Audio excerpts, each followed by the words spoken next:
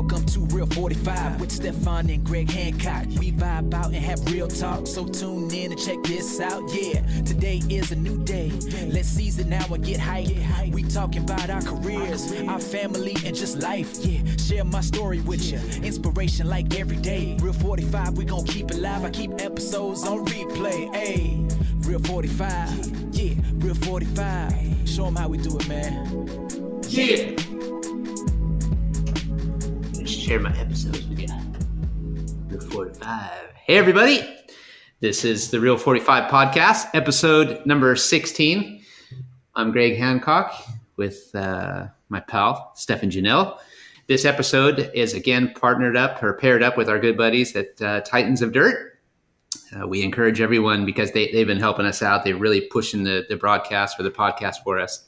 And check them out on Facebook, like them, and follow what they're doing. They got some really rad stuff happening here in 2018. It's going to be cool. So, but here we are. We're back to a new episode. This one is going to be epic in its own way for lots of reasons, because this one's like with a really good buddy of mine who I got a ton of respect for. He's a racing partner. He's a competitor. And he's like a sixth sense. You can just hear him. He's just in the background all the time. I can hear him. You know, he's from that part of the world where they like change the letters in words, and then that word can mean something totally different. So anyway, all the way from down under, we've got Holder in the house. Chris Holder. What's up, BH? What's up, brother? How you going? I'm going great guns, mate. I'm doing big things over here. Big things. Over here. So I've been watching and following you all over the net. Where in the world are you right now? We don't even know where you are. Downtown Palmer Hill, Ringwood, Hampshire, if you don't mind. Oh, so you're on the island. Lucky for some. Because you're in that time of year where you want to be like as far down there on the globe as you can, right? As we refer to it. I woke up nearly every day for the last month or so, watching all my mates' Instagram, Snapchat, in bed till 10, and then getting up and watching the rainfall.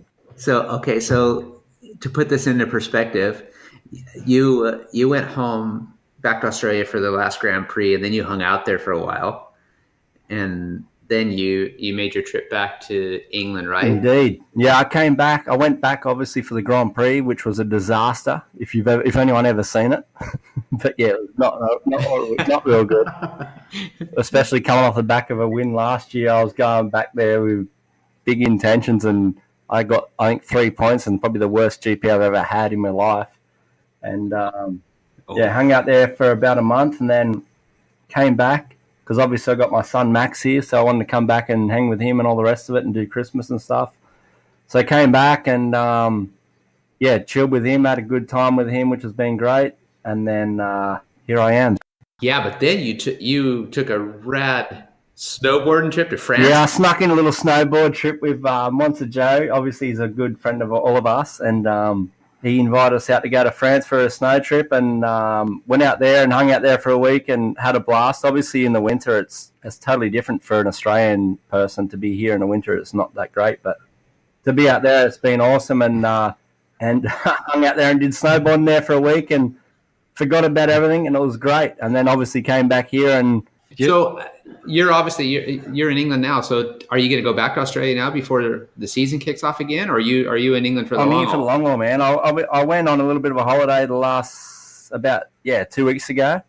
Totally classified, so I don't want to say where I went, but had a great time and got some surfing in, which I haven't done for even when I was been in Australia, I haven't managed to be able to surf since the last probably 3 years because I've been injured before and the waves have been garbage for the 2 weeks I was there. But when I came back, I stayed here for about a month and a half. I did Christmas and all the New Year stuff and then disappeared to an undisclosed location for 10 days and had a blast. And then, got some mad waves in and it's rejuvenated my surfing career. So unclassified information, undisclosed location.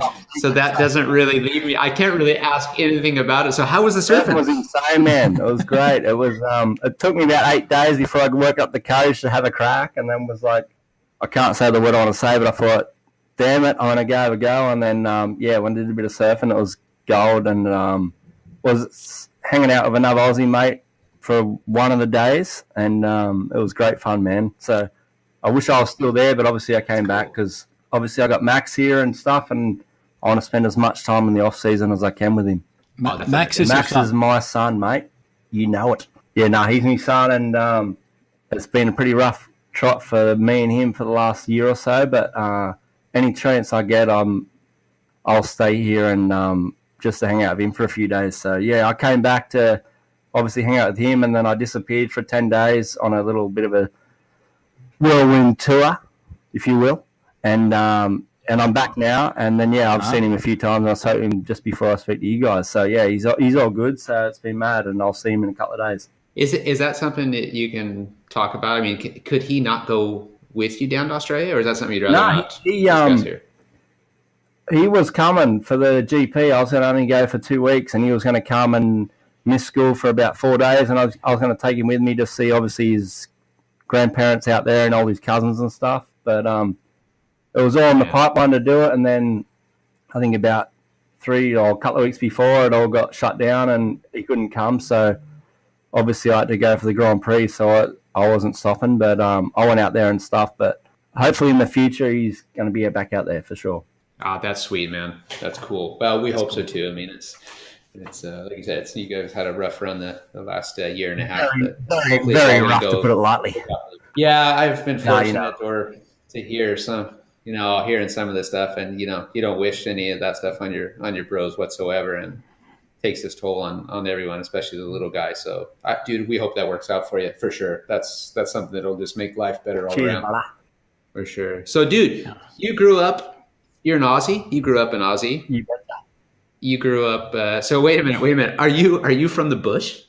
Well, if I want to go for a ride, I'd start my motocross bike, obviously in my garage with my younger brother Jack, and ride about 100 meters, and I'm in about 1,000 hectares, not acres, hectares. I don't know what that means in acres, but in over 1,000 hectares of waterboard land, which you shouldn't be in, but because we're local, we know how to dodge everybody, and we've got mad tracks out there in the hills, and it's sick fun. So, like I said earlier, when I look at everyone's Facebook and all that stuff from Australia, and it's 30-odd degrees, and it's good times, and I'm sitting here. It's tough to take, but yeah, obviously I have a mad time when I'm out there. But yeah, I live in rural Australia, if you will. So it is kind of like the bush. I'm very deep in the bush out there, mate. Why do they call it the bush? I don't really know, but I've been like not in trouble, but chased out there before, and man, I can get us out of any situation. I've left bikes out there and come back about 7:30 in the afternoon to go pick them up, and it's no problem. I ain't been caught in the last 10 years, so that's how good I am in the bush, bro. So when you're out there in the bush, though, I mean, you guys have lots of scary, poisonous insects and spiders and snakes and stuff like that. Doesn't that freak you out? I'm one with the bush, Greggy. I'm like the Steve Irwin of my area. Obviously we see bits and pieces, but it's all blown out of proportion because I've been riding out there for the last 10 plus years or even more than that when it got a bit heavy with the waterboard security and I couldn't go out there for a couple of years. But the last 10 years I've been out there nearly every other day. We'd leave at 5 p.m. in the Arvo because we could just ride from our garage straight out there. And I think I've seen about 3 snakes. So that's nothing. But I'll ride in front of me brother Jack, and then I'll hit a cobweb while I'm riding and do a little dance on the bike to think something's on me. But then that's about it. Whoa, man! Nothing, mate. That just makes the hair stand up on the back. You don't have to wear one of those big bush knives and. I take a gun everywhere I go, Jules. Everywhere I go, mate. Nothing like that. It's like I said, it's way blown out of proportion. There's not you see nothing. We've had a few deadly spiders in our pool, but they're always dead because they're in the pool for too long and whatnot. But obviously, the spider in the pool can kill you, but it hasn't killed me yet, has it? It doesn't sound scary at all. There's just a few deadly spiders in the pool, but they're dead anyway. They shouldn't have been in the pool. When you go in the pool, you got to check the pool before you jump in. You got to be an idiot to get in without looking at it, right? And the same like when we leave our shoes outside, you give them a little tap on the I won't say that word. You give them a little tap on the brickwork and just make sure there's nothing in it, and then we'll throw our shoes on. But we don't really wear shoes where I'm from, do we? That's just like home etiquette. You just know that you just do that, and you got to remind all your buddies when they come over. You'd be silly if you don't do it, mate. You're not Australian. Yeah, I hear ya. It's like I obviously I know a lot about you. There's a lot I'm sure I don't know about you too, but you know the best stuff. You know all my secrets, mate. But you got family. You got 2 brothers. Yep. And your old man. Your mom has had to deal with 4 guys in the house. My wife is learning that here too. But how was that for your mom? Well, Jack, he knows now, but Jack was supposed to be a girl. So his name really should be Jacqueline, not Jack. But me and Jim, me and my older brother James, Jimbo, we call him, were only a year and a half apart, I think. Yeah, a year and 4 months. And, we're all sweet. And then, 9 years later, they were like, all right, we'll give Mum a girl because we put Mum through a lot of boy stuff. And then little Jacqueline turned out to be Jack. So poor old Mum's got to deal with 3 boys plus Dad, 4. Dad's probably the biggest baby of us all. But she takes it in a stride and she's a champion. So I can't really complain there. I can't really put shit on her either. So she's got to deal with it. No, I think the title of this episode should be Jack. He should have been a girl. Oh man, the only reason they had Jack was to give Mum a girl, and he come out with a set of balls. Oh, poor old Jack. So this is good info though, because now we can remind him of this periodically. Exactly. Now you know when he has a little whinge, he's got that girl thing in him, doesn't he? That's right. That's the Jacqueline coming out. Yeah, I call him Jacqueline all the time. When he has a bit of a whinge, I'm like, settle down, Jacqueline. Dude, that's anyway, and obviously he was supposed to do that and whatever, and poor old Mum's got no chance now. Dude, your mom's a hero. She's to grow up. Did she always like bikes too? Nah, that's a crazy thing. Like the whole bike deal was all on my dad's side. Like my dad, obviously, and then all his brothers. Oh, he's got 2 brothers and a sister.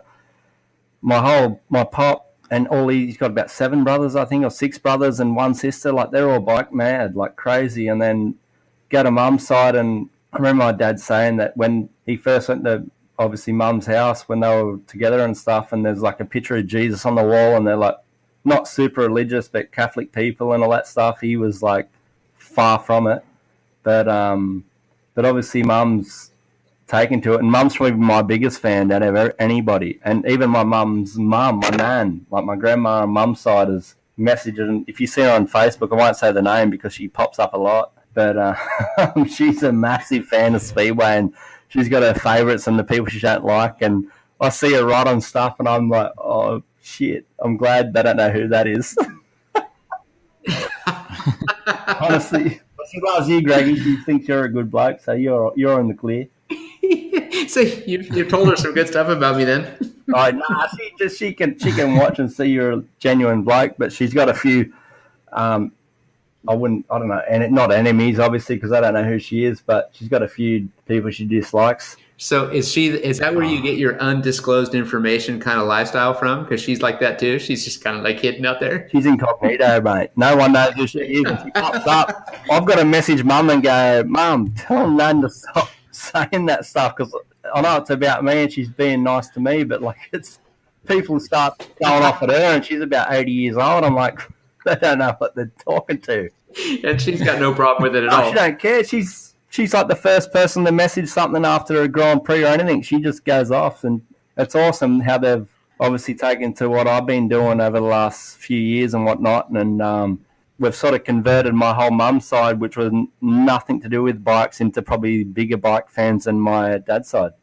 No kidding. Honestly, man, it's crazy. My name would probably know more than Brando in statistics if you want to go that far. She has had a big interest. That's cool. But she's been in New Zealand. You would have met her. I'm telling you, you would have met her 100%. And she's been in Australia. You would have met her there 100%. Well, I can imagine that because I've met some people that have come up to me and told me they were relatives of yours, and I'm like, "Who? Okay, yeah, I'm a cousin to Chris." I think I've told you this too. And then it was like one of your cousins, a girl who came and introduced herself one time, and she was going off, and then you were telling me she can ride a bike, man. That chick can ride a freaking motorcycle. You can see her on a bike. Emily Houghton, check her out on Instagram. She can wheelie a bike better than me and you put together. Put it that way. Jeez, I'll never forget that. Her coming up and saying this, and I remember coming to you later. I'm like, some girl came out and said she was my cousin. She was your cousin, and you're going, dude, I'm telling you, that chick can ride a bike. You can ride. So it's not just the guys. If I could give her a speedway bike, she'd probably be racing over here. She's so good. It's unreal. Oh. Yeah, and she's from your mom's side or your dad's side? Nah, she's from my dad's side. My dad's sister's daughter. But none of my mum's side are bike riders or anything, but they follow what I do over here and all that kind of thing. And like I said, they're probably the first ones to message me. All my mum's side, which has never been in the bikes, are the first ones to say like, "Congrats" or "Keep going" or whatever. So it's pretty cool that the whole family's fully united in what's going on over here. Oh, that's sweet. That's cool. And how old were you when you started?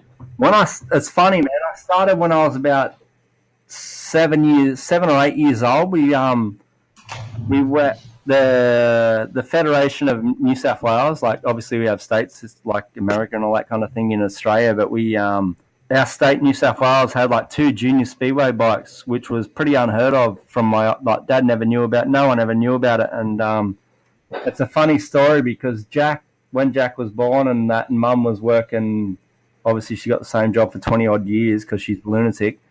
She that's it.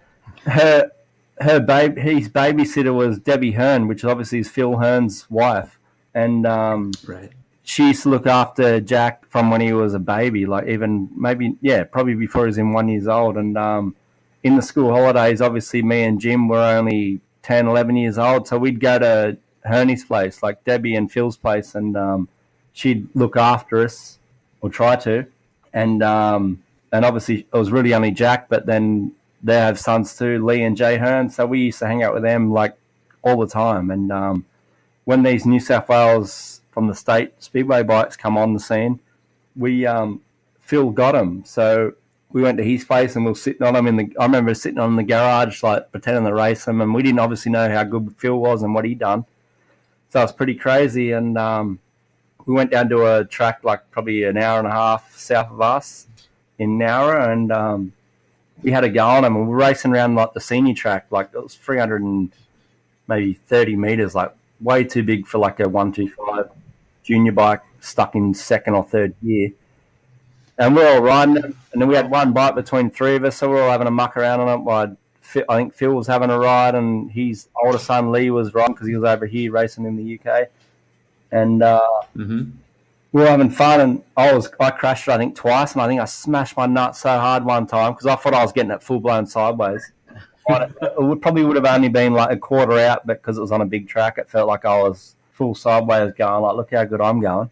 And I ended up falling off it and hit me nuts and whatnot. And then the local track down there, which obviously I said was like an hour and a half away, put a junior track in, which was like a full-blown circle, which was not real good. But when we'd go down there for everyone to have a go on the big bikes and the older school bikes, we'd race around this junior track. And that's where we started. We started mucking around there, and I live in a place called Appin, which is pretty well unknown to anywhere in Australia. I always say I'm from Sydney, but I'm like an hour and a half south of Sydney. And they had a junior track, they had a senior track, in the 80s, where Boise and my old man used to ride all the time, and everybody rode there. Like all the boys rode there. I think even Lee Adams rode there when he first started, Wiltshire, all them boys, and then me and Jim come on the scene to have the juniors. We started there, and they cut a junior track in, and we started riding around there, and that's how it all kicked off, really. How big of a track would the junior track be? Would that be similar to some of the like 80cc tracks or something we have here in the States? 140 meters, I think it was. So it was only small. Oh, okay, yeah, right. It was like perfect for the 125 thing, and it was good. And we kicked off there. We used to go down there after school and muck around riding on it because we knew the guy who was a caretaker, so it was no problem. But The only problem was there was no water or no water truck, and obviously Australia's pretty warm most of the time. So it was just a dust bowl. So you could do about 3 laps and have to stop for 5 minutes while the dust settled, and then have another crack. That was quick. Did you guys didn't they ever like put oil in the tracks? Not on the junior speedway. We raced obviously dirt track, which is the short circuit stuff, which was big in the 80s and 70s, probably 90s even. And we started on that, which obviously when we rocked up, it was like in the 2000s, I think, maybe late 90s maybe, and it all started changing over to the dirt because of environmental stuff and all that kind of thing. But that was all on motocross bikes, like set up for that kind of thing, where like different tires, lowered bikes, and all that kind of stuff, and like the exhaust pipe would be underneath the bike, like a big expansion chamber to make for like top speed and all that kind of thing. So we started on that, and we were like loving that. And then the junior speedway sort of popped up through Mick Poole, really, and I think the first time we started that properly was when I think Mick Poole's son was riding like a little Husqvarna 50 against, I think, even Jack maybe when he was on a Pee-wee. And again, they weren't even anyone's bikes. They were like the governing body's bikes, the state bikes. And I didn't even ride it. My older brother used to do it in the lunch break at the dirt track, and I would sit there going, not even worrying about it. But then obviously a few years later, I did it. How's this? I even did a bit of road racing for a year. I did road racing for a year because I liked the way when you fell off, you slid across the tarmac. Stupid. Wow. I like that look when they slid across the ground for ages. Yeah. The only thing is when you hit the ground on those things, man, you hit the ground. Not knowing about the 3rd-degree burns you get when you slide across the tarmac. But it was cool. And obviously with the old man and that, he was friends with Gary McCoy, who used to race Speedway before he went into, obviously, road racing. And so we'd be at like Christmas parties or whatever, and Gary would be there, and Dad would obviously know him and talk and stuff. And we ended up getting one of Dad's short circuit friends had a road bike, so we had a crack at that for a year, but it was way too expensive, and Dad didn't like to spend any money, so it only lasted a year. A guy like Gary McCoy, you guys got so many rad road racer profiles or something. We say sporting legends over there. Gary McCoy, and of course you got Troy Bayliss and some of the other guys too. But riding on the road, that must have taught you so much. Anyway, like the road race guys now, they ride flat track for their practicing and training, and learning how to slide and Gary McCoy. The whole ideal, man, was with the dirt track, like the flat track stuff was when you got to a certain age, like 14, 15, you either went road racing or speedway. So in the beginning, we went speedway, and then like Doyley was racing the junior speedway. There was a couple other guys who were really good, and we were only like 11, 12, maybe 10, 11 years old. And then Doyley and a couple other good guys who were like Brock Parks, who races he did some stuff in MotoGP, does the BSB stuff and all that kind of thing. And Stoner even was junior speedway. Everybody turned 16 at the same age. Like they all got obviously senior level at the same age. So the whole sport literally just died, went from 14 guys to 6 guys in like one year. So we had to go at that. We did the speedway for like another year, and it sort of died off, and we thought, oh, this ain't happening. So that's when we just stuck to the dirt track, which we were doing, and then had an opportunity to do the road racing. So me and my older brother James did that. And I think the thing that clinched it for him, he high-sided it one time, and like when you crash a speedway bike, you might break a lever, but when you crash one of these things, you break the fairing, the screen, levers, exhaust pipe. So it turned him off. He just went, this ain't for me. And then I tried for a year, and obviously, like I said, Dad never spent no money on tyres. We didn't know what we were doing, but not that I was that good at it, but I liked it. That's the way I was like, road racing, but then it fizzled out because we didn't know what we were doing, obviously, and it was really expensive. And then the guy ended up taking the bike back, so we just retired with that. And then, like I said earlier, when we had lunch breaks at the local dirt track, Mick Poole had 2 junior speedway bikes to practice on or ride on, and my older brother started doing that, and I used to sit in the canteen eating a sausage sandwich, watching him going, this is cool, like no worries, he's doing that. And then I think the biggest thing that changed it, we did a New South Wales Championship, and my older brother rode the bike he'd been sort of practicing and riding on, and I borrowed a bike, and we had a runoff for the last spot in the final with me and him, and he knocked me off. And as a brother would do. Then it was like only the top 3 or 4 guys got to do the Australian Championship, and he knocked me off in the last corner. He should have been excluded, but he knocked me off, and obviously the referees in Australia were pretty relaxed, and they just went, you crashed and whatnot. And he did an Australian Championship. We went and watched it, and there was like Troy Batchelor there. Man, I'm trying to think who else was there. Like a lot of good guys, like Aaron Summers, who's still riding over here. Like a lot of good guys doing it, and I was in the support class, and they were all doing it, racing. And when we left there, I was in Adelaide, like a purpose-built junior speedway, and we're driving home, and my dad blew us all away. My old man just said, "Do you want to have a crack at this again?" And we went, "Yeah, hell yeah! Like this is insane! Like we didn't know it was this big." And we bought the not the champion's bike, but Mark Jones. He was like 3 times Australian junior champion. We bought his bike and we rode it for a year, and Jim turned senior, and I rode it for like an extra year, and that's when it all kicked off. Oh, kid. So Doyley, going back a little bit there. So Doyley, Batch, the guys like that, are they all from pretty close to where you live, or are they from different regions? Nah, man. Batch is like 10 hours from me. He's in Queensland. So is he like Brisbane? Brisbane, like Gold Coast, Brisbane. So we only ever bumped into him in an Australian national championship or something, which we didn't do many, and we did 1 or 2 together. And then Doyley was in our area. He was only a couple of hours north of us, but he was close to where we used to race, so we raced him plenty of times. But he was doing he was big in baseball, so he didn't retire. He finished his junior speedway and went to America and tried out for like Major League Baseball clubs and all sorts before. I think he had some problem with his shoulder or something, and he ended up coming back to Speedway when he was maybe 22 or something. About 19 or 18. And I remember, this is a classic, man. I remember when Doyley first turned back up, we were like, "Oh, Doyley's back. He's riding again." And he went to like Queensland, and he hadn't ridden for months or not even years maybe, and he nearly won the Queensland title, I think. And we're like, "Holy crap!" Like. Doyley's on the gas. Holy crap! And then, then we bumped into each other a few years down the road, and that's how it all kicked off again.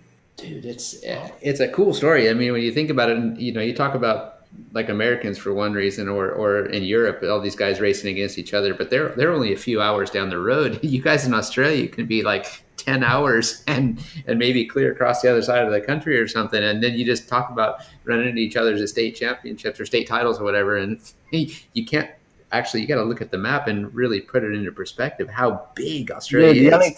The only time I raced, obviously I raced Doyley probably a couple of times when I was probably 10 years old, and then he was a couple of years older, and he disappeared doing his baseball thing. And then Batch, I never raced him until 2002, I think. We had a state championship, and he came down, and we're like, "Who the hell is this guy?" And he was really good on juniors. And then I think he might have even won this title or got second in the state championship. And then the next year later, when we got a bike and started like getting back into it, I remember, this is a classic. You'll hate this, but we went to like Queensland Championship, and it was like me against him, all this garbage, and then he beat me in the heats and whatever. In the final, the last corner, I passed him on the inside, and he reckons I knocked him off, and there was massive protests and all the rest of it, and I got the win and whatnot. But in the Australian Championship, we had to fly like to Perth, so we had to put bikes in crates, and it's like a 5-hour jumbo jet to Perth, like the other side of the country.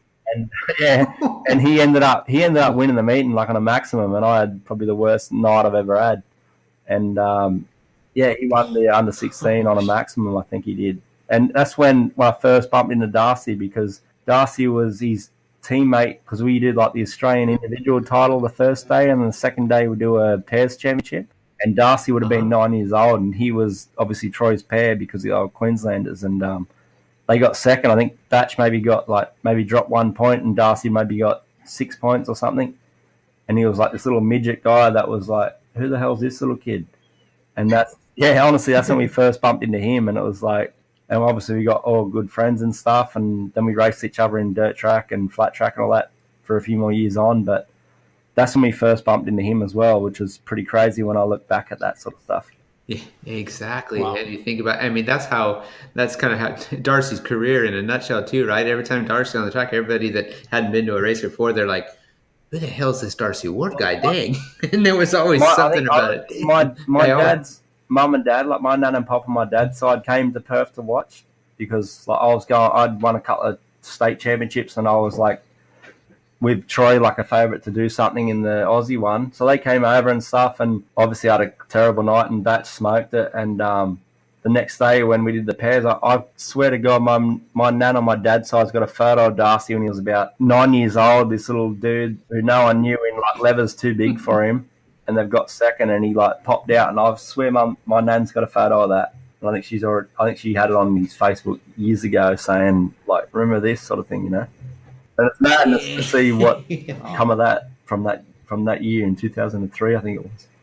Yeah, so then you can really see how far back you guys actually go from when you first met. It's pretty cool. Yeah.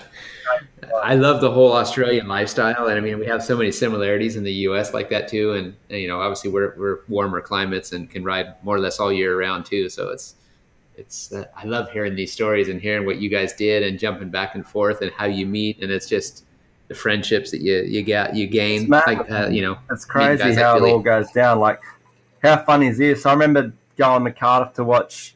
I think Bomber won the Cardiff GP. I think he passed you actually, Greg, just quietly. And I remember turning up to this Welsh Open thing. I didn't know what the hell it was, and I won. I hit the fence about 3 times and managed to win. And I remember like when I first really got to know him, like in the end of 2007, 2008.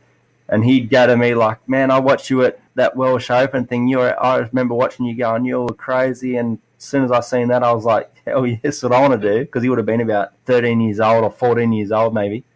And, yeah, it's so funny, man, when I'm like, were you there? I didn't even know he was there. I was like, did you see that? He's like, man, you're out of control. I was like, yeah, I know. I was. And what was he was there with his dad. He might have, hang on, I would have been maybe 18. So he would have been 14 years old. I think he might have been over doing like the 80cc thing.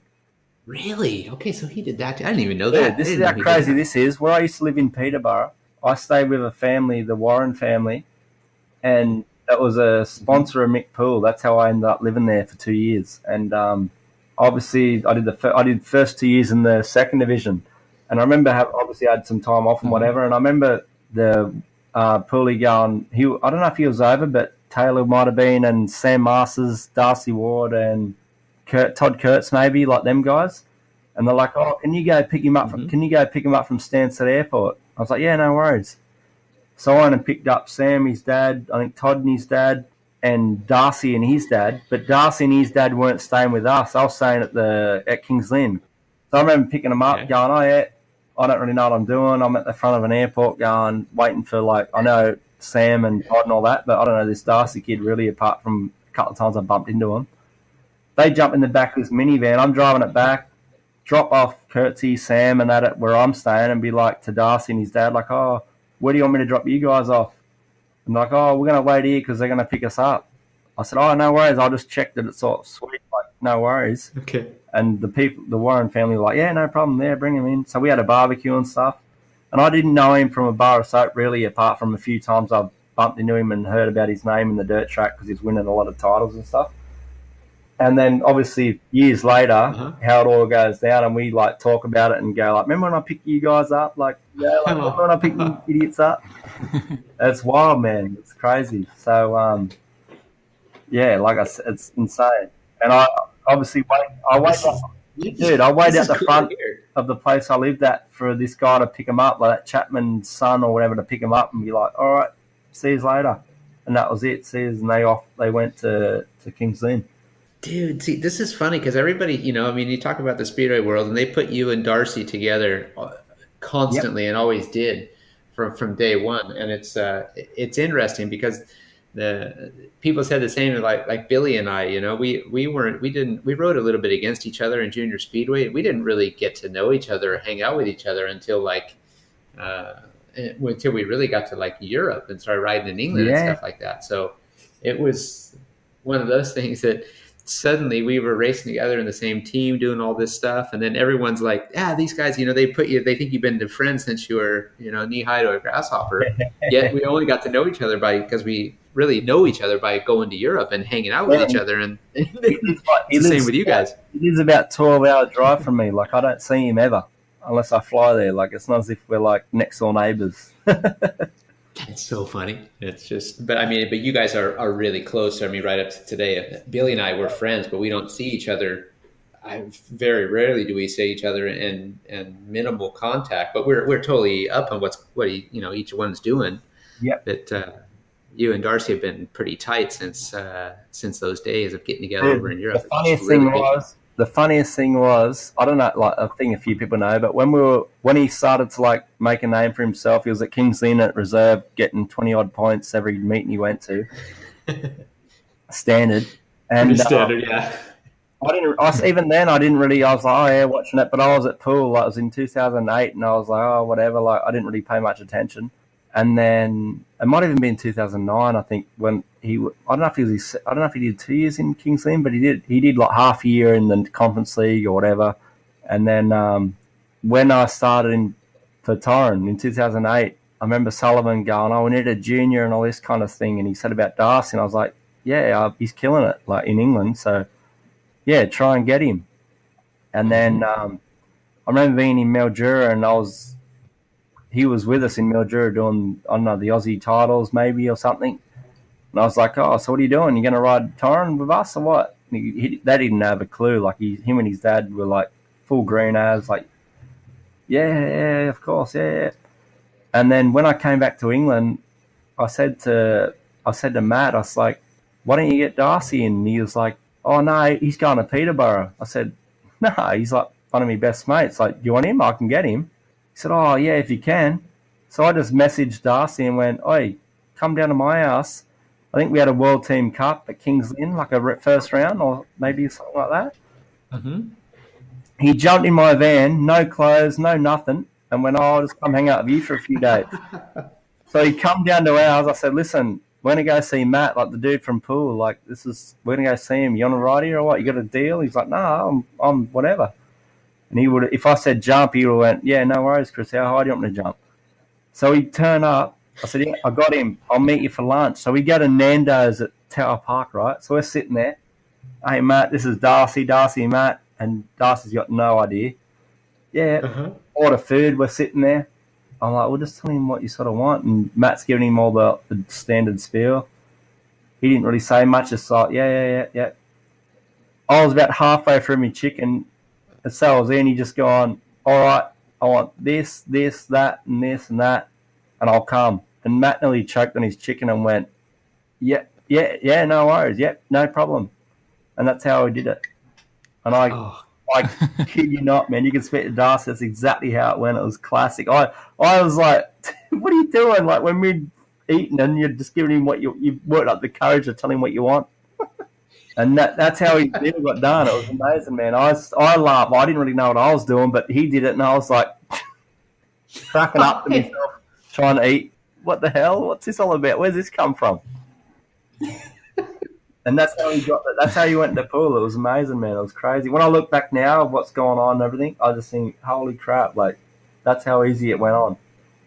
Exactly. I mean, and yeah, when you consider especially what we live in today to how deals used to be done, it would have been a lot of handshakes and whatever. And that's a rad thing about Matt. I mean, with the short time I got to know Matt and do stuff with him, it's just like if you shook hands on a deal, it was a deal, and it was honored and it went that way, right? Yeah, exactly. And that's how he first came to pool, man. Matt thought he was going to Peterborough, and I said, nah, man, he's not. Like, because I think he guessed there like a few weeks before and broke the track record, and everyone was going off. And I remember seeing it going, holy crap, like, he's bloody good, man. Like, how many guys are ridden there, and he's just busted the track record in Heat 1 or Heat 2 or something.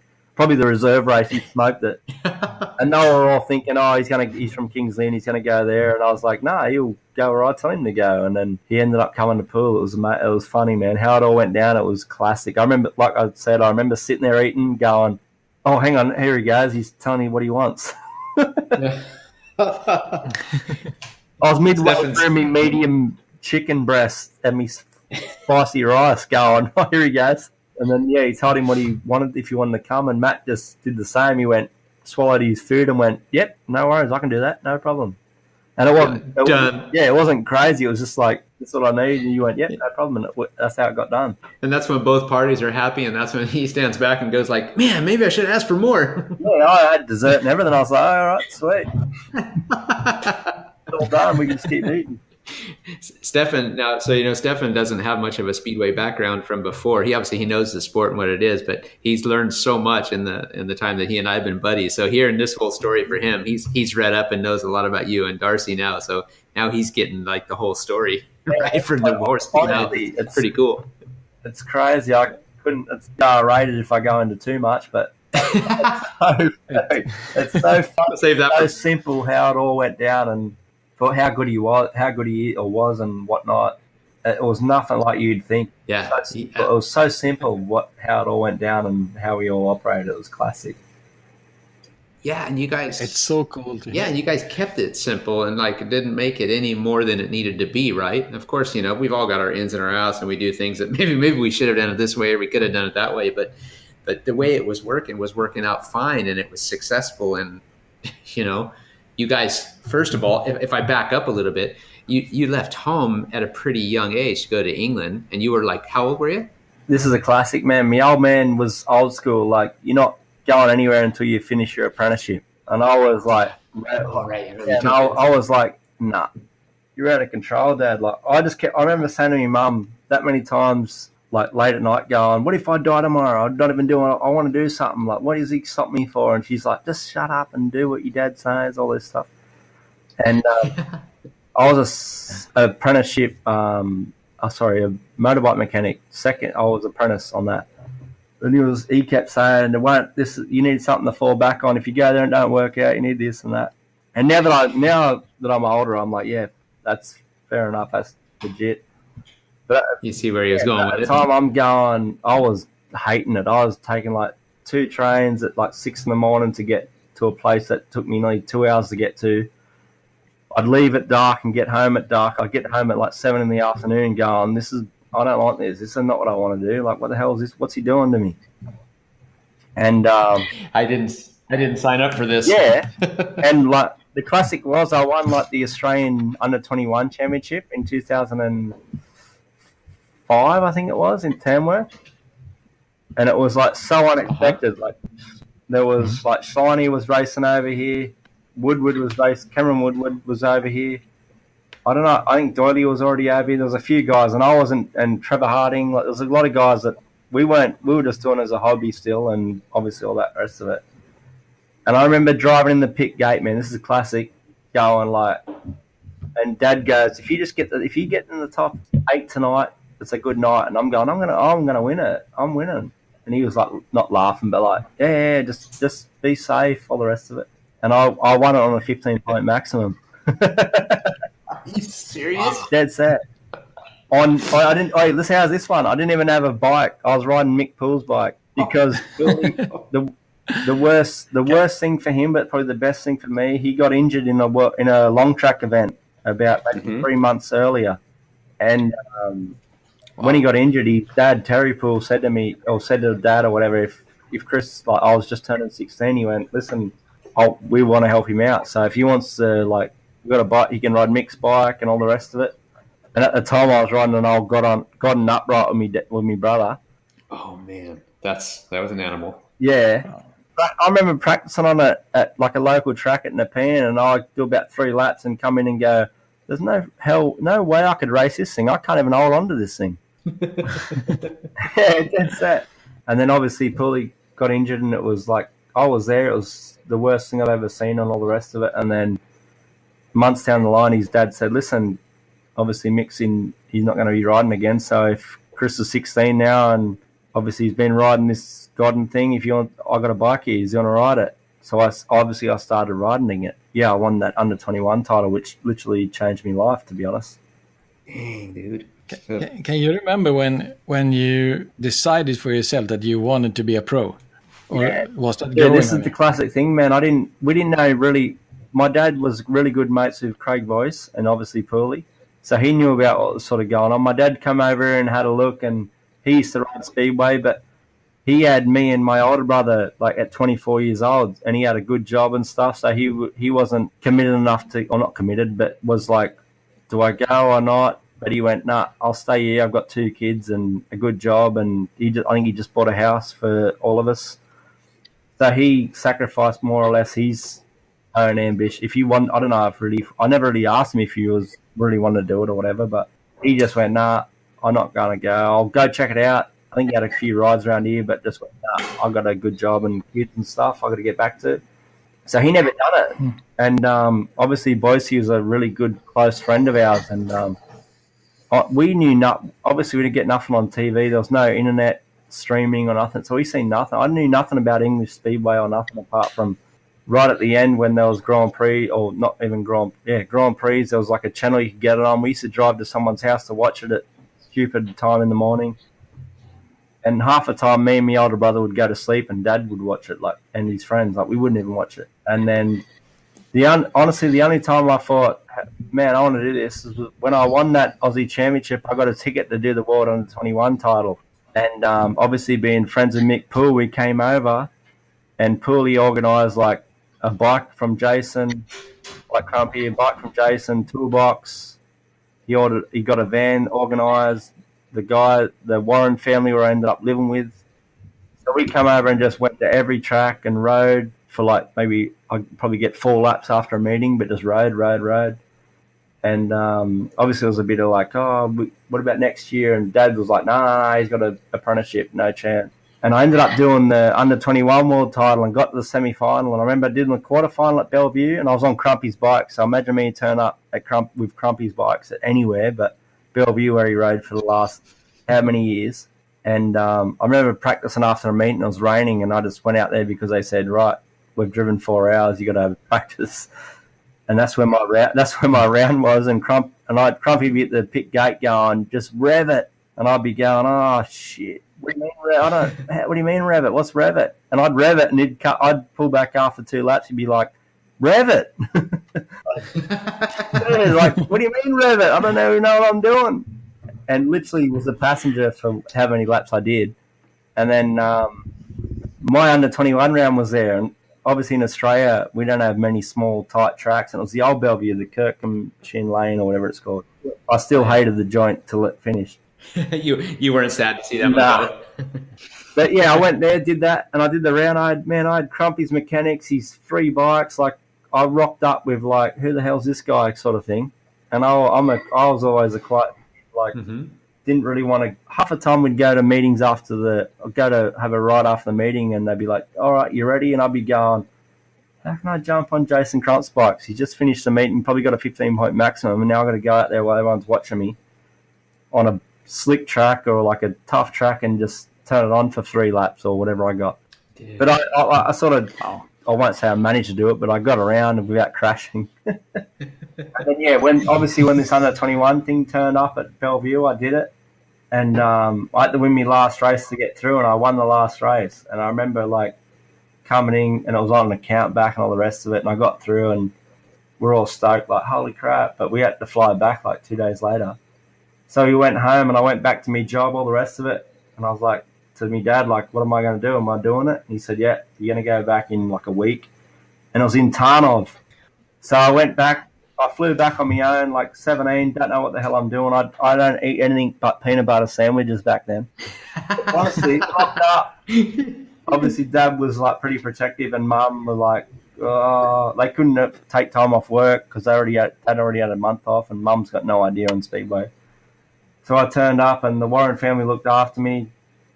We drove there in a hire van. It rained. How's this? This is classic, man. It was because we're like from Australia, and we're like worried. And my dad's so paranoid about stuff getting stolen. I slept in the back of the van the night before the meeting because I didn't want Crumpy's bike to get stolen. Oh man, yeah, I can imagine. And there was a lot of war stories around about stuff getting ripped off and during that period too. So it was probably a smart move. When I met Crumpy the first time, I was shit scared. I'm nearly still shit scared of him now because he's a serious dude. And I was like, man, that's when he was in his prime. So I slept in the van, man. Yeah, I remember just going, having dinner, and this Warren family guys was like, oh, I'm going to go to bed. I'm like, give me the keys. What for? I'm going to go sleep in the van. What are you doing? Man, I can't afford these bikes to get stolen. So I slept in the van, man. It pissed down rain all night, turned up. They had water trucks, fire engines, pumping water off the truck, and I wouldn't even be able to take photos, but I'm on the phone to my dad going, yeah, there's water trucks, whatnot. There's practice going there, I think so. I think only got one session. Road, I did pretty good. I had a pretty good night, and then I think the spark plug cap fell off in one race when I was in front, so I had to win my last race, and I 360'd in the first corner and like backflipped off it, bent the bike, got knocked out, all the rest of it. And I'd turn up at Crumpy's place at Northampton with a bent bike and broken stuff. Like, sorry, Jason. And then wash his bike and give it back and say like, oh, can you send me what I need to fix? And that was the first time I'd turned up. Literally, like the second time when I was in the under-21 deal, where Dad let me go for like 1 week. This, for me to think about this kind of stuff, it's intense because I talk to the youngsters in America here too that want to come over, and a lot of them when they come over, they want to bring their moms and their dads or their support group and the whole thing. And you guys were doing this on your own, dude. Even looking at like Keenan Rue now on the coming over and hanging out in Europe for how long was he here last year or over there last year doing 80, dude. And they just go alone. The parents just let him hop on a plane. How old is he? Is he like 15 or something? He's the same again. He's like Queensland. I don't know the dude. I don't know him at all. But I've obviously seen his name and stuff and be like, holy crap, he's like 14. He's living over here racing in the 80cc league or something. Which is crazy because I remember my dad, man, there's not a chance. Man, when I came over the first year, I had to ring. I rang him. They were ringing me every day going, obviously there was no FaceTime and all that kind of thing going, what's going on? Have you washed your bike? Have you done this? Have you done that? And I'd never been to a meeting on my own. And my first meeting for the league, I was on my own with like a friend putting fuel in. And I come in from a race and like, oh, how's the bike? I'm like, I don't know. What do I got? Do I have to do something to it? Like it was crazy, man. You just experience, like you say, you're just learning as you go, making it up as I go along. The classic thing is I turned up the first time and I ended up getting deported, eh? Do you know that one, Greggy? No, I don't think I know this one. I turned up to ride for the Isle of Wight. I rocked up. I went with the when Ivan Major had to deal with Air New Zealand. Okay. We could take 120 kilos. So, sweet. So we had one pretty much full bike, not one. I never took a frame, but took an engine, clutch, gear bag, all that stuff. I went Sydney, New Zealand, LA, London. I landed with my work permit, all that stuff, and went, oh yeah, how you going, immigration? Where's your entry clearance? Yeah. Oh no. Yeah, I'm like, what's entry clearance? No, you need entry clearance. They've changed the rules. What? All right. And I think Billy Hamill got done for entry clearance. I don't think he had it that same year. Oh, I do remember that. I remember him having issues. Man. And I was like, I don't know. And I sat in the immigration for 4 hours while this family, the Warren family, stood out front, obviously going, where the hell is he? And I've turned up with all this bike stuff and said, listen, this is all I got. Nah, you need entry clearance. So they took my passport and went, listen, you can come in for 2 days because we can see you're legit. Drop your stuff off, but you got to fly back to Australia and get entry clearance. Oh. So I turned up at 5:30 a.m. going, hell yeah, that flight's over. I don't think I'm a bad flyer. All right, never have to do that again, you beauty. Right, I can't come in. You can come in for 2 days, take my passport, go to a room, get photos because I've got to go back. I remember getting back to Peterborough where I was living with this Warren family and ringing up Mum going, oh, I got some bad news. She's like, oh, you make it okay. What's the matter? I've got to come home like tomorrow. So I had to fly back for like 2 weeks to get an entry clearance. And that's just like a swift, 2-hour flight back to Australia, right? Yeah, just route.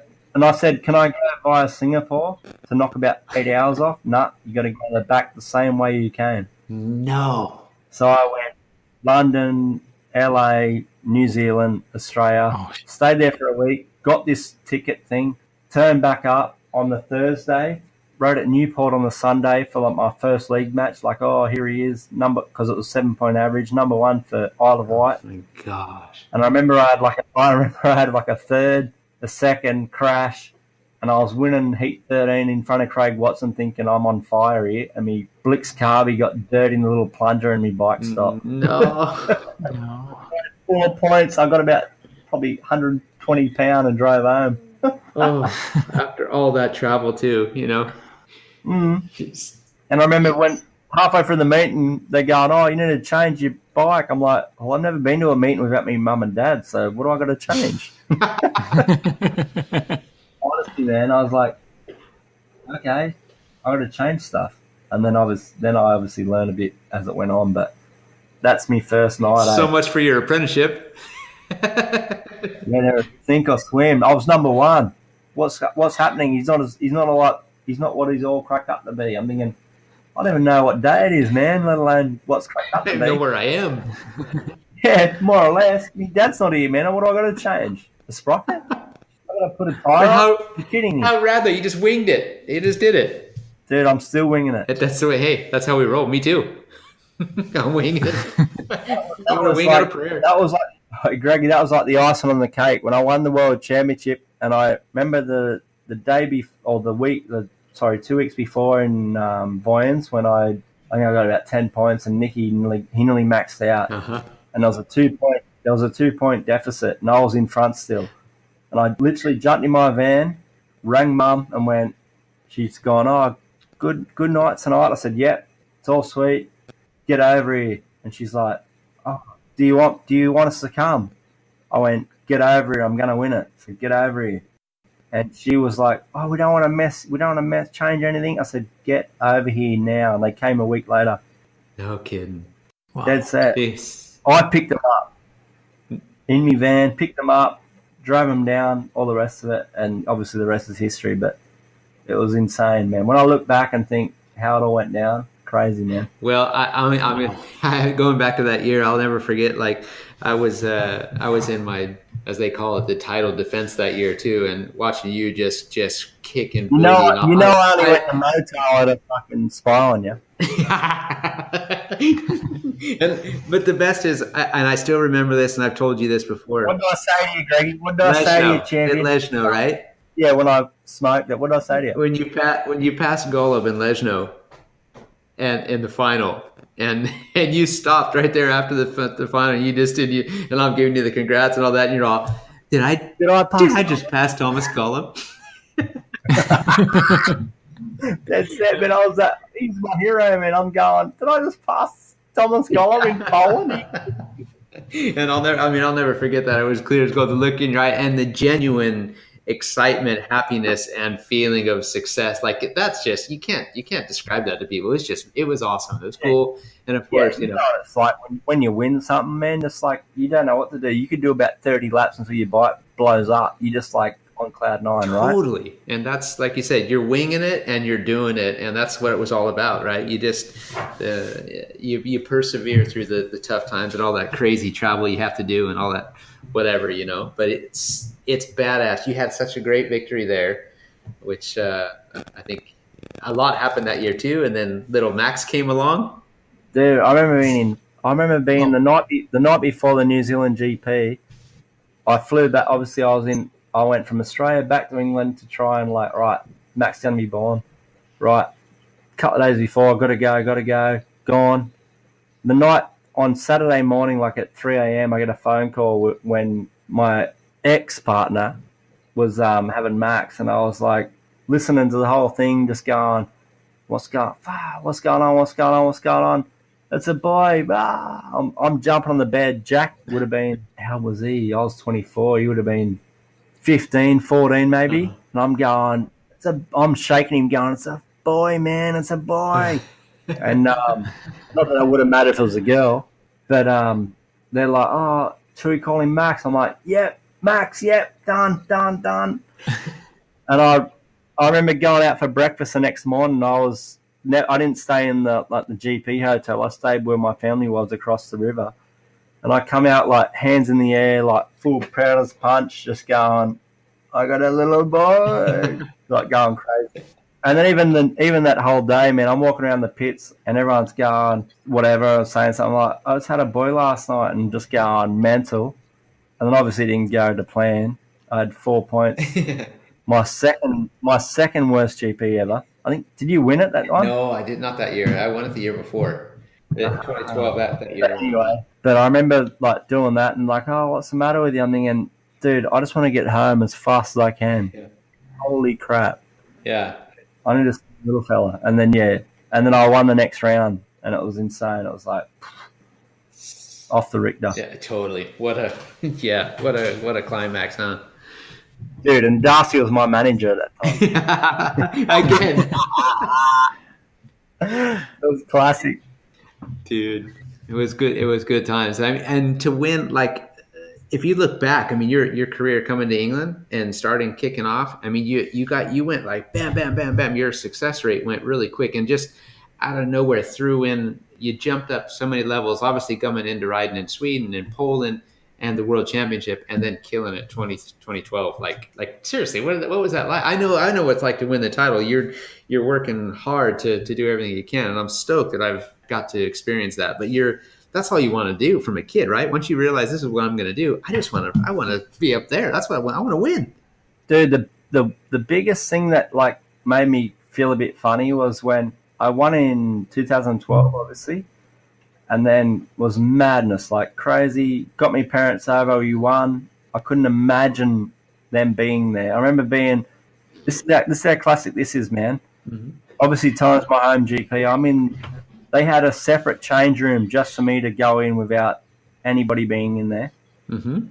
You wouldn't probably know about it because we were competing. Yeah, right. But I remember I said, like, my dad and Jack, like, Mum was in the crowd with Max and my ex-partner. I went in the change room, the mechanics change room, where it was just for me. So I'm getting ready, and we're like, me, Dad, and Jack are like, Jack's just sitting there because he's only a pup, just like not saying nothing because I'll smash him.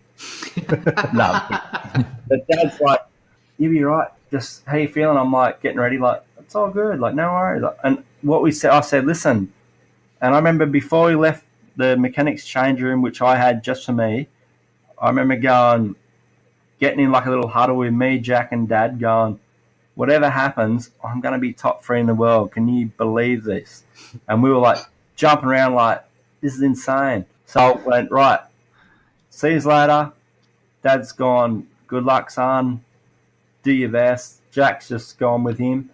I went to the pits, said to my mechanics, hey, they warmed the bikes up, finished, come in the workshop. Because obviously we have workshops in the Torrens Stadium. Uh-huh.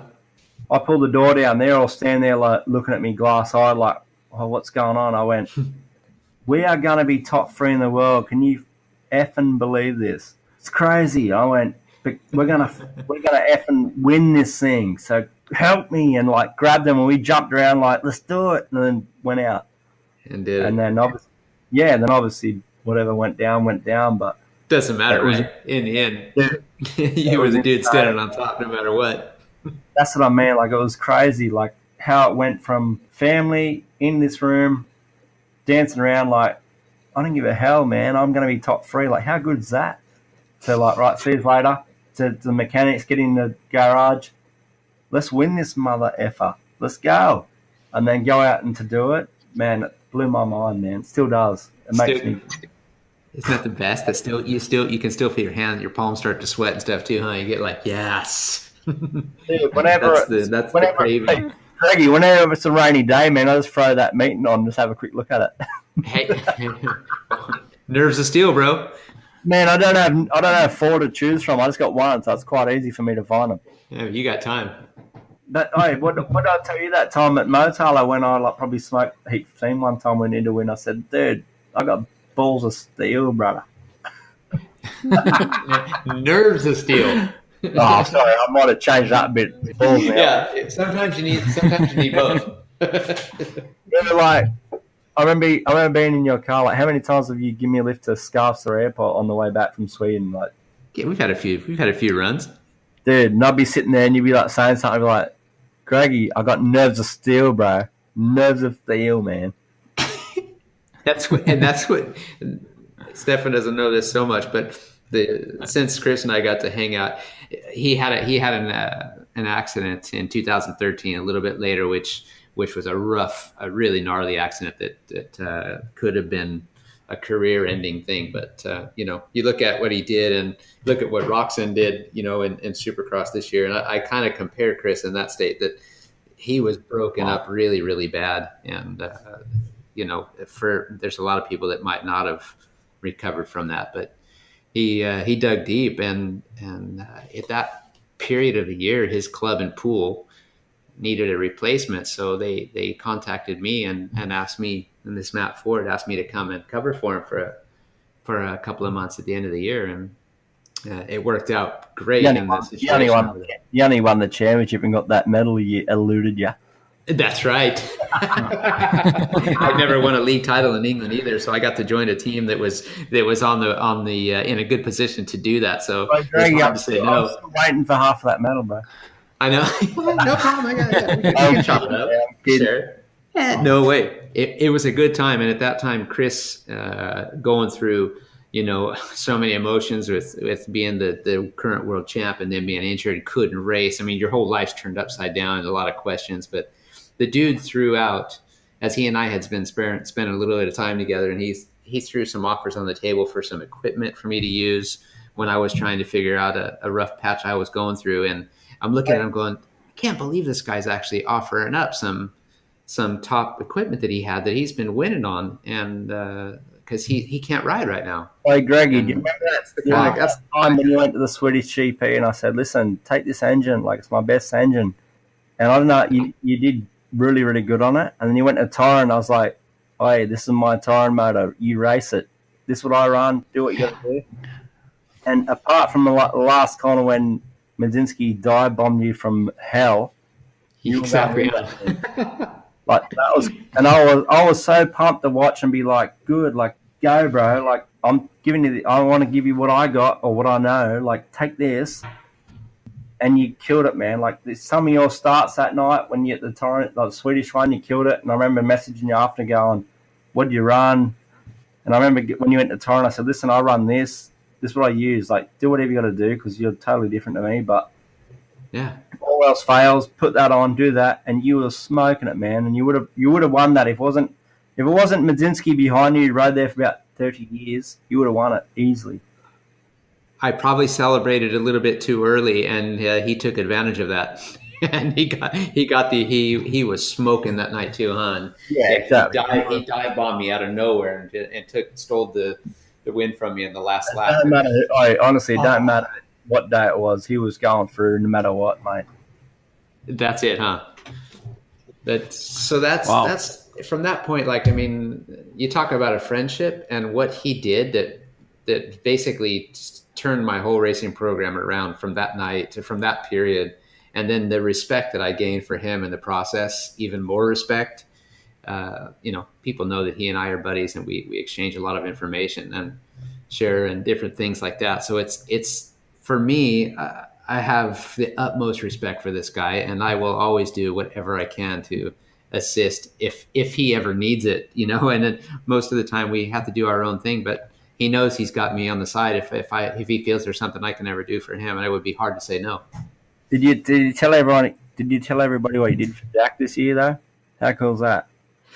No, that's Jack, his little brother there, covered for me actually in touring this year when I got hurt and I couldn't ride. And let me just give you a little insight on what GH did for Jackie. We go to Lesnar. Obviously, Greg's injured with his shoulder when he fell down the stairs because he don't know how to walk downstairs properly. It's an issue that I'm learning to deal with. I'll show you how to do it. I can show you how to do it if you want, bro. Just tell me. All I can say is everyone should have a single-story house. That's my next house, a single story, bro. I'm not risking it. When Jack, obviously Jack's my younger brother, and he popped up, and I do whatever I can to help him as well. And anything he does, I'm giving him, even if my stuff's not that good or advice, do this, do that, take this, take me van, take this, do that. And he went to Lesno for a really important meeting, and Greg offered engines, Raf, his mechanic, his chief mechanic, Bojo, his other mechanic, Oscar, take whatever you need. Jack went there and went, first meeting of the year, and I was like, yeah, like, good luck, man. Like, it's pretty heavy duty. He got 16 plus 2. He dropped like 1 point. I think I had 3 plus 1, and I was like, obviously dirty on what I did. I was busting my gut, but I was like, I remember sitting in the van driving back to Torren because he was coming back to Torren with me going, you don't know what you just done for your own career, man. You just like literally changed your life. So you better message Greg and just say thanks very much, not just because the bike or the engine or mechanics, but thank him for what's just going on, because this is going to change your whole deal, like big time, which it did, because he did that, and he came back like 2 weeks later and broke the track record at Torren, which who hasn't raced at Torren and done a good, like me and Greg, I had the track record, Greg broke it. My younger brother's got the track record at Torren. He's ridden there probably half a dozen times. How crazy is that, though? That's insane. See, you know, that period, too, and a guy like Jack, the kid, I keep telling Chris, too, I mean, he's so talented, too, Jack, and it's just to have some equipment that you get on and you think, yeah, it's fast and it works good for me. The dude still had to ride it, and he put the bike where it needed to be, and fortunately, the bike took him there, too. So the combination is ridiculous. What he did, I just remember watching it on TV going, oh my gosh, no freaking way. Every lap I'm thinking, turn, oh, he made it. Turn, oh, he made it. Yeah, and I didn't know what to say. I didn't know what to do because I thought, I don't want to be overexcited and like blow it up because you don't want him to get too over it. But it was really hard not to because the kid was just sickening good. So he's so talented. So the Holder family has produced some serious talent for Speedway without a doubt. Oh, that's cool. You know, this was rad. I was stoked to be able to offer it up, and obviously Torren they were contacted and they wanted all the help they could get to like, what can we do? We need to help our team win. You know, what do we got to do? We got to make this happen. I was a bit dirty, Stefan, because I was looking for that engine, but unlucky. Looking for what? I was looking for that. I was looking for that engine, but I'll give it to my little brother. I'll let him have it. He's all right. Hey, old news, mate. I'm old news. Yeah. I'm kidding. But yeah, no way. That fair play, Greggy, for doing that. Legend. Dude, hey, it swings and roundabouts, man. And I'm stoked. You've freaking helped me with so things like that, and the amount of talks we've had, and you pick up a few one-liners here and there that actually have a lot more mental meaning than just being a one-liner. So it's pretty cool. Nerves of steel, bro. You gotta ride smarter, not harder, right? Dude, you can't win 2 Cardiffs with not nerves of steel, right? That's it. I know you won 3, but when you get injured like that, how do you come through that and be the best again? I mean, it's kind of hard to do that, isn't it? Dude, big time. Like when I went from like, it wasn't as far I was just like a mediocre rider and got injured. Oh man, I went from world champion to the bottom of the barrel like within like 1 minute, and dude, it was heavy. I remember being there in hospital and whatnot, going, dude, this ain't worth the pain I'm going through. Like if this is the worst, I don't want to do this stuff no more. Like this is crazy, because I was in like intensive care for 2 weeks, and it wasn't like life threatening, like I broke a neck or something back, but man, I shattered my heel, busted my hip joint, broke my pelvis, dusted my left shoulder blade, and I was in a wheelchair for 3 months. And I remember I never really been injured before. So like this is a crazy thing, right? Before I was world champion in 2012, the worst I'd ever done was like had a big bruise on my hip. So I've got like, yeah, world champion, like how good's this? And even the same year I was world champion, I raced at Peterborough in a knockout cup, and I think Mads Corneliuson crashed in front of me, and I ran him over by like first corner, like boom, accident. I damaged my knee, and I remember landing on the track going like, holy crap, my knee, and fixed it. Oh, not fixed it, but went to hospital, did all the stuff, and was like, I was out for like 3 months. I couldn't put weight on my left leg. And they were like, oh, operation, no operation, operation, no operation. I'm just going like, dude, I need to get back. Like, I'm going back to Australia. I want to race in the Aussie titles. I need to be ready. And they said, no chance. So I left that whole year out. And I came back the next year and I was like defending champion, went to New Zealand. I think I had like 9 points, scraped into the semi, didn't make it. Went to the next round, didn't make it. I was having trouble with my equipment, like mucking around, fiddling around. Went to Copenhagen when Darcy won his GP and I got third. Mm-hmm. And I was like, sweet, right. Like, I'm so stoked for Darcy, of course, like my best mates. Like, man, we went, how's this? I got third. He got 13 points. I remember beating him. There's a race on YouTube where I beat him, but like by the bare minimum. But I still beat him, right? And you still remind him of that too, right? Dude, I share that video every time it pops up. And it was only because I really over the finish line looking back at him.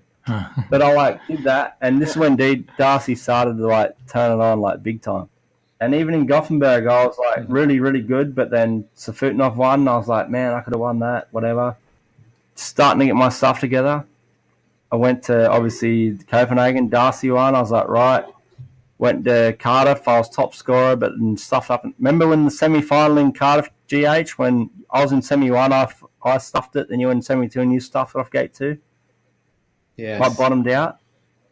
Yeah, and I was like, I remember it clear as day. I was like, damn it! Like I just went from like winning Cardiff to third in Cardiff when Nicky tried to put us all through the fence, and old GH just snuck around the boards, and I was like, you MF. Only because I was winning the first stage when Emil went down, and I thought I was going to win it again, but whatever. And so I went like first, third, top scorer, blew it in the semi, and just went, God damn. Watch Greg, he blew it. I was like, dude, I knew gate two was the best, but gate two was like so deep. Another winner, it didn't. Like, how many indoor tracks you know, Greg, where it's like, that gate's the best, and then you go to go in it, and you like go there going, holy crap, this is way too deep. Man, there's that many. When they go in like the best thing is for listeners at an indoor meeting when they go, oh, gate one's the best. You go to gate one in the final, man, your ass is on the ground. You're trying to look for everywhere to like find a bit. Might have worked 2 races ago, but 2 races ago it's like gone about another 6 inches deep. Like it's a lottery. Like it's crazy, and you spend your 2 minutes of before the green light's going to come on digging that thing. So by the time you finish digging it, trying to get it race ready, then you got to line up, and you're out of breath because you've been kicking for so long and packing. I agree. I'm lucky to say that. You got to go race. Normally, if I'm off gate 4, I'm digging, I'm thinking I'm rooted. Like I can't do another 4 laps. Like, I haven't even raced yet. That's why I moved out into the country in Sweden when we're based over there. So I want to be in the country and learn how to dig and pack things fast so that I can have better start positions. You know, I've been digging in the backyard just for a joke. But the best thing is, we're all the same. Like we dig. Like we'd get up there. I remember I'd like go on the track and me mechanic would go spray the chain. I'm like, nah, I need more time to dig. Like this is indoor, man. Like I need to find something. And they complain. They complain like, "Oh, what are you doing?" I'm like, "Man, that's the best bit. Like, I had it 2 races ago, and now it's too deep. Like, it's such a lottery. It's the indoor ones are such a lottery. Like, it's crazy. No matter how many wins are off one gate, doesn't matter. Indoors, anyone can do anything off any gate. Yeah, you're quite often getting told by the referee to like stop delaying the start. You got to get up there sooner. You can't be there to the last second. And I'm thinking, we have 2 minutes. And when that 2 minutes goes up, I have 2 minutes to use. I might need 2 minutes to get myself ready. And you're still trying to threaten me and warn me. You're like, if I have 2 minutes, just let me have my 2 minutes. Greggy, the best thing at riders briefing, this, that, the other, don't mess around at the start. And we're like, yeah, no worries. But like, we have 2 minutes, so I'm going to use every second to get that ready. Because, gate one's the best. Yeah, no worries. Man, next time gate one's the best at Cardiff, I'll bring you down there and you try and find me something decent off gate one. Yeah, in the final. Like you make the final, find me somewhere that's good enough to start off, man. This thing's going up to my exhaust pipe. Like, what am I going to do? Get off fresh now? Yeah, and then you're like leaning sideways on the bike at the start, trying to stay focused that it's going to go straight out. half the time you're not even digging your start. You're digging the edge off the rut so your bike can fit in it.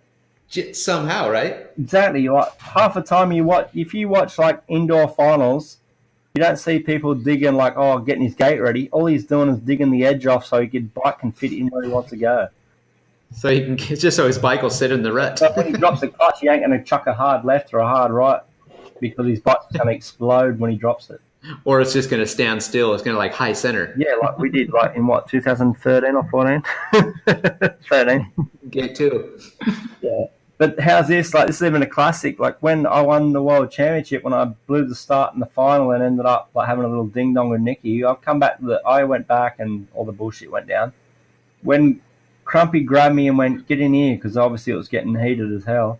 He's like, what are you doing? I'm like, he's going, settle down. I'm like, man, I can't find a good spot to start off. And he just went, just go where you want to do this. Or like, go where you want to start off. I'm like, man, there's nothing I can go off. Just do what you normally do. I'm like, dude, I can't find a normal bit. Like, and then if you watch the final in 2012, man, I started that far off like gate 1, like on the white line nearly. And then obviously it made better than what I needed. It made a good start. But the first time, man, I was digging the whole 2 minutes going, man, there's nothing here. The only reason I took gate 1 was because I didn't want Nicky off the inside of me. That's the bottom line. Like, I take gate 2, he takes gate 1. I'm like, you know how good Nicky's can be off the start. Like, yeah, the cardinal sin is don't give like a good gate of the inside gate, whether it's not that good or not. Yeah, that's right. Isn't it? Like, if I'm starting against you, Greg, and gate 1's garbage, but there's gate 2 and 1, I'll take 1 because I don't want you on the inside of me because you'll probably make it happen somehow. Isn't it? Sure. Is that true or what? No, not every time, but I try to make that true. All right. If you're in the final, how many times have I seen you make the final, like scrape into a semi and get gate 1 and make the final? Dude, that's when the stars line up and you're going, okay, now it's just mine to throw away. Exactly. That's what I mean. Like, when you're in the final, gate 1, all yours. You can jump it, you can do whatever you want, but you've got the money seat. You move, gate 2's probably going through. See you later. That's right. Hey, sometimes you have those arguments. I mean, my mechanics are the same too. They're like, that's unclassified, by the way. Yeah, that's right. How many people?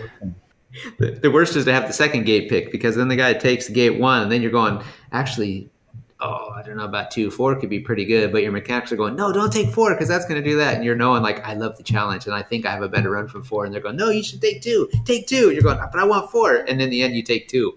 And then maybe you make it, or you're thinking, it's a good excuse, because then you can say, I told you I should have took 4. How many times, Greg, have you been at Gorsroff Grand Prix and not taking gate 4? If you can help it. That's hard, right? That's the one. If you say, hey, listen now, classified information. Without nobody else knowing, go on. You got second choice, and old mate and Doily takes gate 1. What are you taking? Not most of the time. I wouldn't take gate 3. Hell no. 2 or 4. I'm gonna leave it like that. Most of the time, I would not. I want to have either the first pick or no choice at all, because then I know that it's just a gamble, man. And I'm the dark horse, and I love being the dark horse. The filthy dark horse, eh? There's so much dark. There's like skeletons. So when they go, I already got first pick, I'm going, nah, I'm gonna pass it to Hancock. Yeah, I want to be the dark horse. No, let him have it. You got third pick. My pick. Who's got last, Greg? Yeah, you can have it. Just how rad would that be, just to hand it over when you're third choice and you're like, yeah, here's my choices to let him go. I'm gonna, when it's on, we have a 2-minute deal. Do it. So if I'm third and Greggy's last, I'm just not going to turn up. Oh, dude. You lost your pick. No, I chose not to do that. You last, bro. Gate 3's garbage. What do you want, 3 or 4? Come on.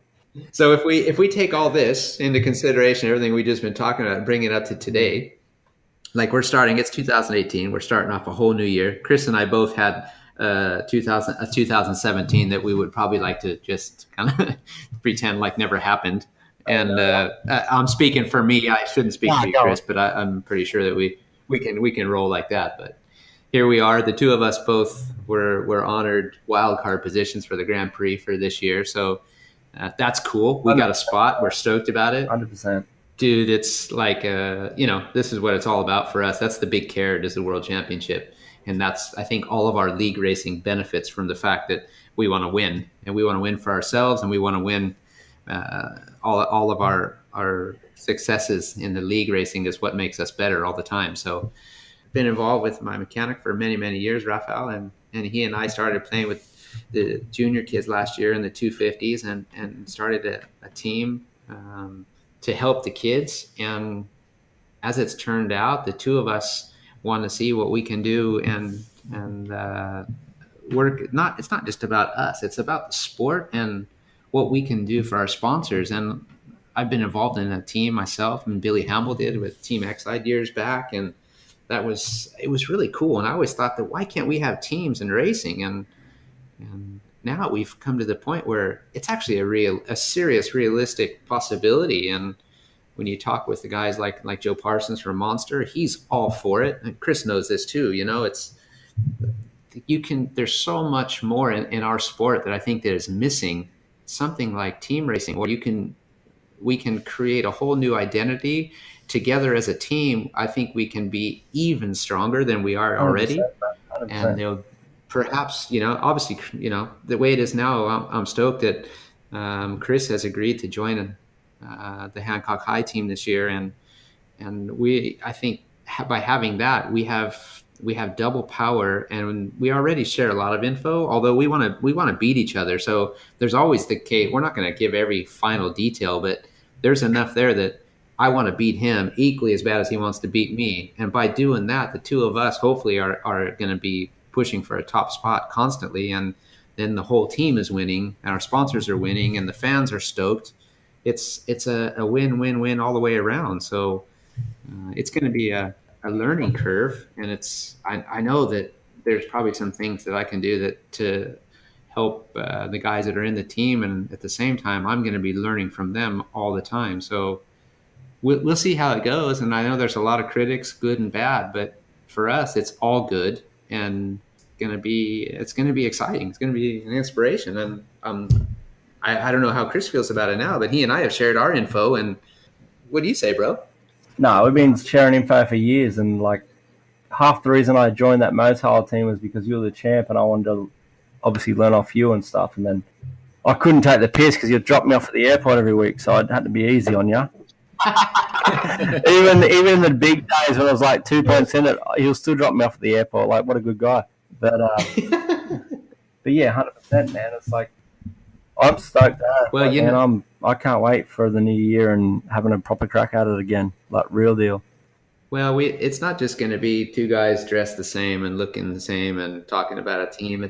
We have an overall approach is going to be tailor made to suit the companies and the corporate people that want to be involved with the team, and hopefully that's going to pan out to the way we anticipate. So we're going to shed a light and give everybody a whole new experience, which I think we truly believe is people are going to follow suit. And I'm sure there's more teams that are going to get involved. And I know there's already one other team that's going to join in this year, which will be announced, I'm sure, at some point. So we're not going to be solos in this mission. It's going to be exciting. And I'm just stoked because I got a good guy in my team, and we've got great backing that's come in. And of course, Monster has agreed and come in quite strong already. And we're working on some more deals. So for us, it's going to be awesome, man. And I think we're going to lift the sport. I hope we can help lift the sport and offer the fans and the media and the competition, maybe even have a team championship in the future.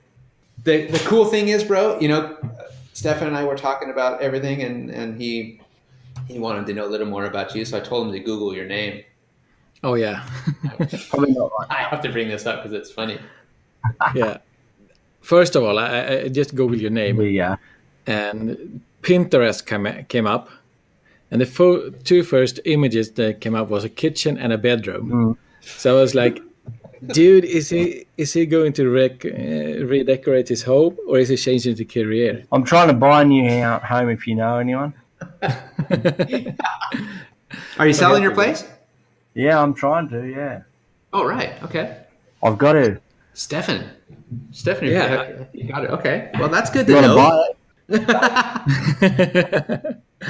You know what? The second thing that came up on Google was holder banned from British League. Nah.